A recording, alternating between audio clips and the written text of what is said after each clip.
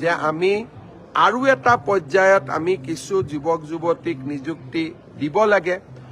ইয়াত মোক বহুতে সোধে কি ডিপাৰ্টমেণ্ট ইনভলভ আছে। আমি 11 বা 12 ফেব্ৰুৱাৰী তাৰিখে 75 জন PW ডিপাৰ্টমেণ্টৰ জুনিয়ৰ ইঞ্জিনিয়াৰক নিযুক্তি দিম।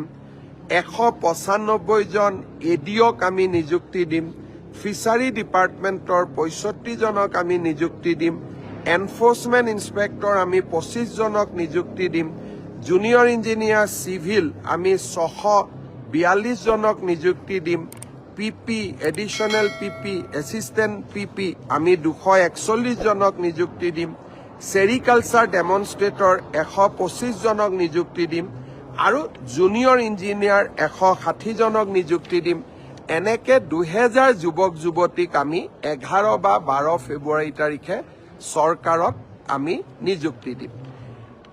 4500 LPME আৰু SRDৰ অৰ্থাৎ স্পেচিয়েল ৰিক্ৰুটমেণ্ট ড্ৰাইভ অফ সৰ্বশিক্ষা অভিযানৰ শিক্ষকসকলৰ বাবে ইয়াৰো আমি ফাইনেল ভেৰিফিকেশ্যন কৰি আছো।